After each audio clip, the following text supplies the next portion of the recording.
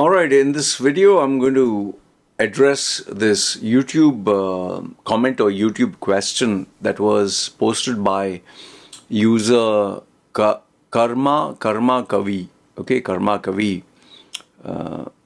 Sounds like a girl, Kavi. Okay, but maybe it's a guy. I don't know. Okay. So the question was, is it possible for you to make a video on your journey of the moment when you were feeling suicidal and how you changed things around? I know you must have had made this video years ago, but I'm unable to find it. Even me, I don't remember where I kept it. Oh, sorry, uploaded it. There's 7,000 videos. Okay. I just want to know what motivated you, what was the change, what brought discipline in your life. If possible, then only. I know it's too much to ask. No, it's not too much to ask. It's a good video topic. Like anytime you guys post a worthwhile question, okay, and then obviously I wouldn't mind answering. I mean, some of the questions, like if you notice in the community tab, sometimes when I say ask me anything, but I get the same old questions. I like what I'm addicted to porn. I feel like masturbating, or how to study, or what I'm confused. What advice would you give to a 20-year-old? You know, when you look back, what would a 40-year-old advise a 20-year-old Loy? You know, what are your goals? Why did you tattoo yourself? The same questions when people ask me over and over again, I just find it pointless. It's like, why you asking me the same question which I've already answered? Like, why did I get tattooed? Or and questions that small children ask, not children, how to study? Oh, I can't study. So, you know, that is why I'm not focused on answering all those questions. So, but a question like this is very powerful. So feel free. I'm not saying I'm going to criticize or make fun of you. Post your question, but if I find it worth it, I definitely will make a video. That's all I'm trying to say. Okay, so Karma Kavi has asked me this question. Now, the title I'll not put suicide, because if I put it suicide, then what happens is YouTube will restrict this video, and then you'll not be able to watch it unless you have a certain age criteria. I think 21 in some countries, or 18. So I'll just say at your deepest, darkest moment. Okay. So, when I was at my deepest, darkest, toughest moment, that was 2011, and I didn't want to live. I didn't want to live because there was so much happening. It's, you know, when sometimes life just hits you with one bad news and another bad news and another bad news and another bad news, there is a certain limit after which you cannot take it. You just cannot handle it. It's all mental, huh? By the way, it's mental and emotional. And for me, at that point of my life, I had gone through a lot of failures, one after another. And it's nobody's fault. It was my fault. Totally my fault. Okay, always when you take ownership of what you do, that's where you can, you know, take charge of things. All right. And I'll tell you, the honest thing was, I was an asshole. I was an absolute total asshole, arrogant, you know, overconfident. But this stemmed from my defensive mechanism. I was very afraid. You know, most of the people who try to show off like, I'm big, I'm strong, you know, bodybuilders show that I'm invincible, nothing. They are actually afraid inside. Even people who are gangsters and bullies, they are afraid that you will bully them, so they bully you instead. They want to feel like, I'm in control. I can control you. I can tell you what to do. Ha ha ha. I'm in control of my life. That is why even the social media justice warriors, or these keyboard warriors, why they hide behind a fake name, so that they can make fun of you, attack you. But they can't do it in the real world, because in the real world, someone will give them 2 slaps and they are very afraid. But behind a wall of anonymity, they can say anything and get away with it. Even sending girls, hey babes, hi babes, you know, want to do this, that with you. They feel very brave. But they can't do it in the real world because they're afraid of rejection. So me living with that facade, like I had big muscles, I was very strong, I had money, I was very talented where speaking, selling yourself, and all that was concerned. But the problem is with all this, I had the arrogance, the ignorance, the overconfidence of being a total asshole. I was very difficult to work with. I had a massive ego. And then what happens is luck can only take you so far. I was very lucky in a lot of opportunities, a lot of money. But then, when you start taking life for granted or your blessings for granted, people get back to you. And I'll tell you, all those people I hurt, whether it was their egos or even bad people or good people, they will all gang up together to bring you down. And you have to pay the price for your stupidity. So I happened to lose my job. Then nobody wanted to deal with me. Friends didn't want to be there. Relatives didn't give a bloody damn. Anyway, they were like useless in my life. Then obviously girlfriends all left. Then when you don't have money is where all the problems start, and you don't have any savings. I couldn't pay for my accommodation. I couldn't pay for my food. I had to literally go and ask people favors.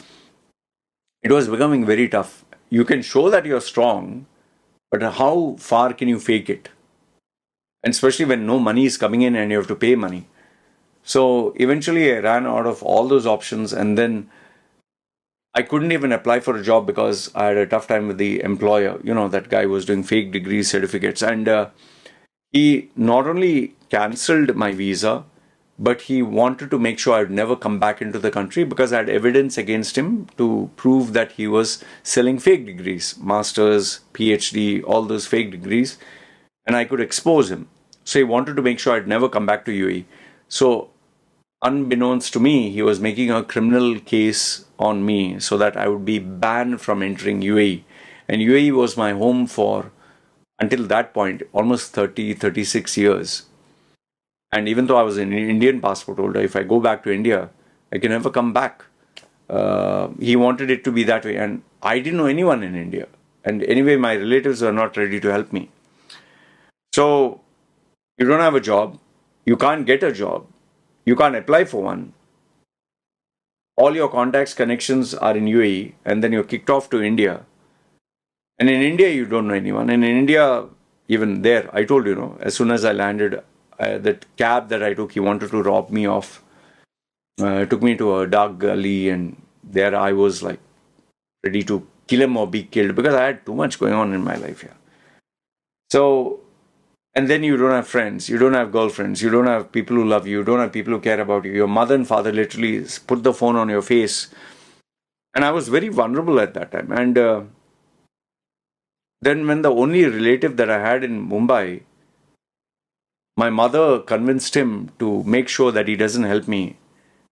I'd lost every reason to live. Just imagine, no money, you have no money, you have nowhere to go, you have no relatives, you have no friends, you're in India, even though you're an Indian, you don't know anybody. You don't know, like in Mumbai, I didn't know whether to go left, whether to go right, straight. You don't have any money. What do you do?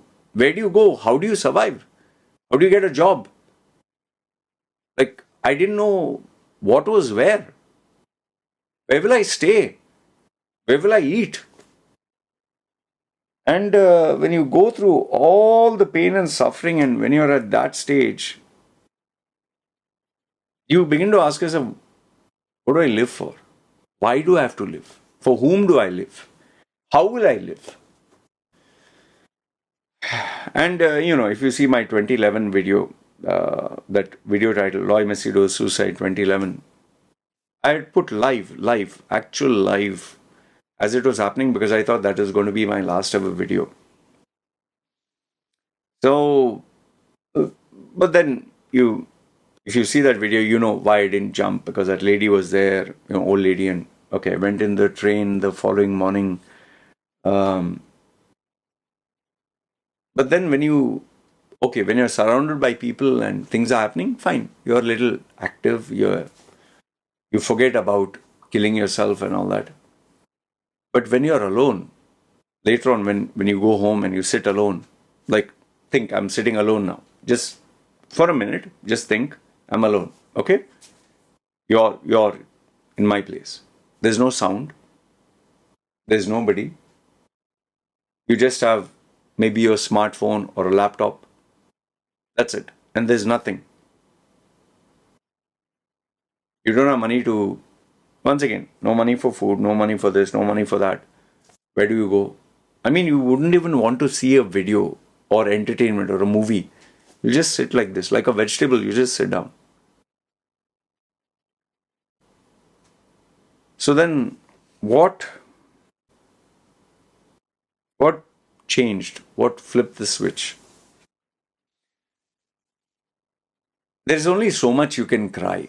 There's only so much you can indulge in self-pity and feel sorry for yourself and, oh, poor me, oh, you cry. Yeah, I did cry. I was sad. I was upset. But after some time, your eyes will start paining and tears will run out. You'll be, why am I crying, man? Who the fuck cares? Seriously, nobody fucking cares. Then why am I crying? You really start asking yourself. And then, even if you feel so, you get angry. Then at a certain point, you start getting angry. Seriously, you get very angry. And when when you get angry at the whole world. You get angry at even yourself. And that anger starts building up. You don't realize, at least for me, anger was building up. And I remember the exact moment where, they say, no, flip the switch, where the change took place. After sitting in that room in Kannur, Kerala, all alone in the dark for hours and hours and, I think 2-3 days, the little bit of money that was given to me by that guy, Hitesh Soni, who felt pity for me and gave me 300 dirhams, which I was surviving on.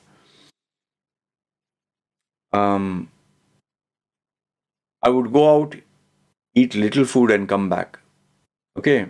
And sometimes, when you see vendors selling, you want to taste and that takes your mind off. So that was keeping me alive. Okay, something new and okay, I'll go see here, I'll go see there.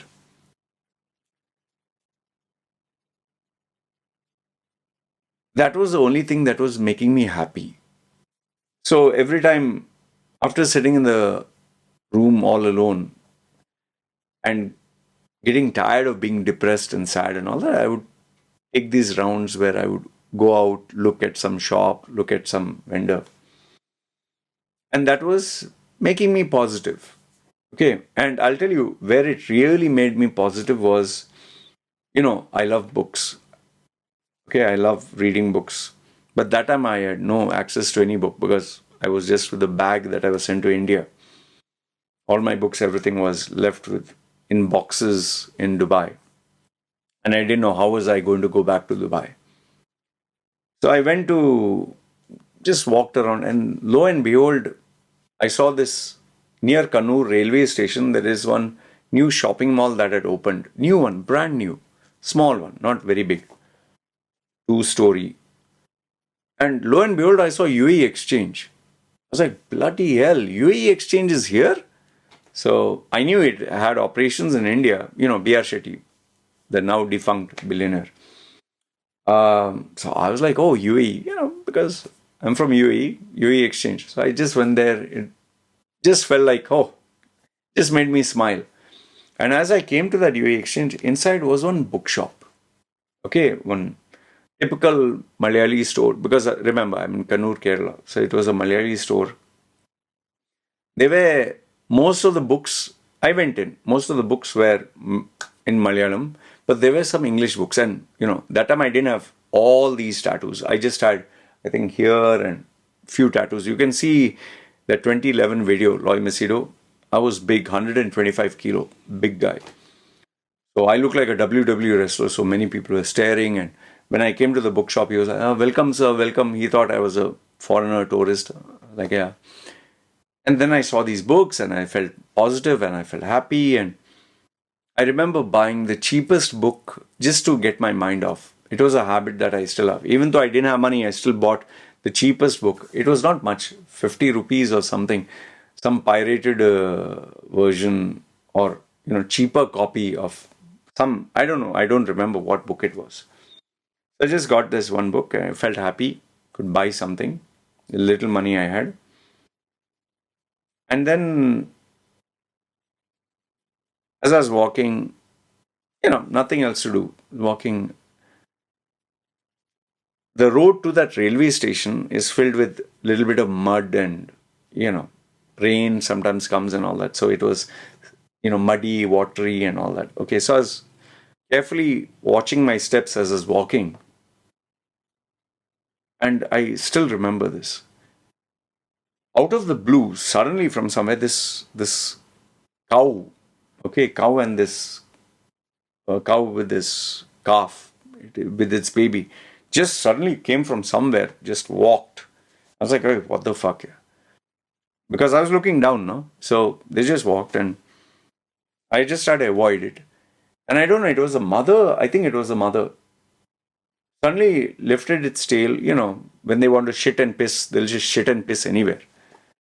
And right where I was standing, it started to urinate. And I was like, what the fuck? It's like, I I just got so pissed off. It's not the cow's fault.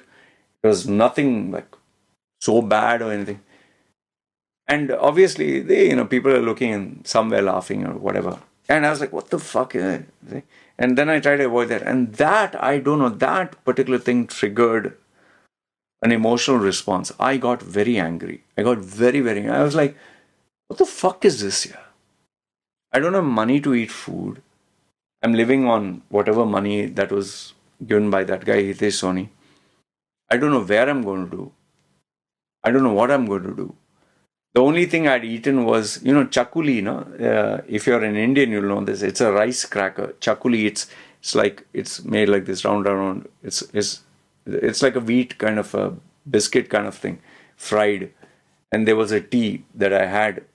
It was not very expensive. A packet of chakli and this thing. It's like snacks. I had that had kept me happy. But now here I was pissed off, man. I was like, is this life? What the fuck is this? Yeah. And I got so angry, so angry. I went, I just went to that same shop where I bought the chakli and the tea. I asked her, please give me a packet. I took a tea, they give you in a paper cup like thing. I took it and went to the hotel. And as I sat down there, again, it's empty, it was dark. I opened the curtains. There was a side table. I kept the tea there. I kept the chakli there. I had a laptop. Can't remember. It was not a Mac. It was some cheap laptop. And I started to write down my thoughts. I was like, what the fuck do I want to do? How the fuck do I get out of this? Because obviously I need a plan of action, no? I mean, I can't change my life unless I really have a plan of action. So I started to write down all the possibilities. I even had a paper and pencil. So either I was checking the laptop, seeing emails, Facebook, trying to get some idea. I had no idea. And then I would take the paper and pencil and write down, okay, what should I do? And this went on. I had no idea whether it made sense or not. But I was like, I need to get the fuck out of here. I can't stay in India because I don't know anyone. So then finally, I think it was that anger, that rage, that frustration, that enough is enough. You can't take it anymore. I just decided I'm going to take charge of my life. No more crying, no more sob story, no more boo hoo hoo, no more God, no more this, no more. I'm taking charge of my fucking life. Fuck everything. Bad things happen, it's my fault. Good things happen, it's my fault. I'm taking charge. I don't want to hear anything. I don't want to hear why something can't be done. I don't want to know why it can't be done. I don't want to know how hard it is.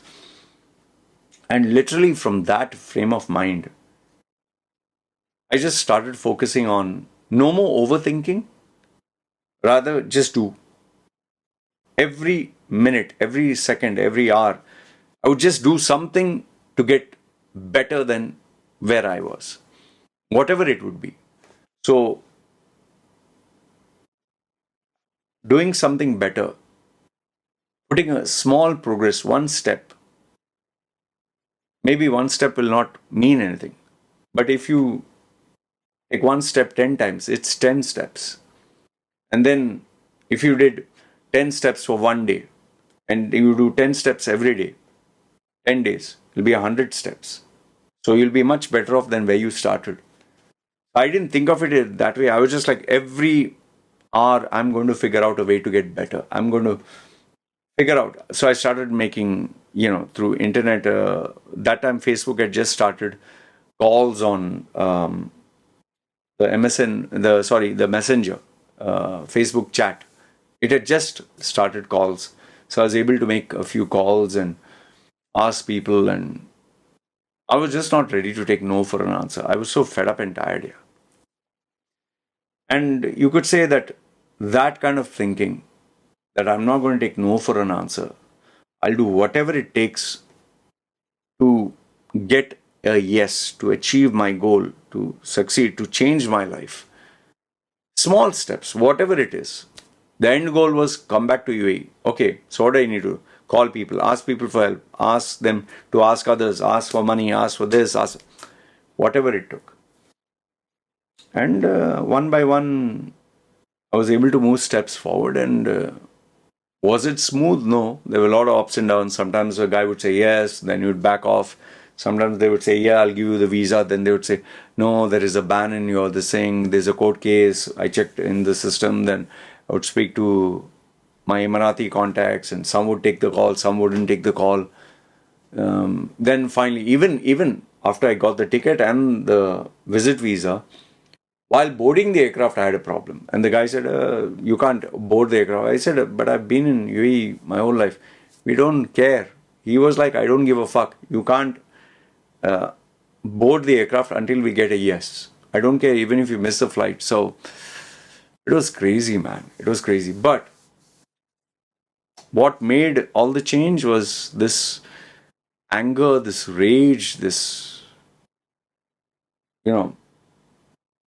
take no prisoners approach. I don't care how I'm going to do it. I'll just do it. I will not take no for an answer. It was that persistence. It was that focus, that intensity mixed with anger, rage, wanting to take charge of my life, not wanting to be a victim.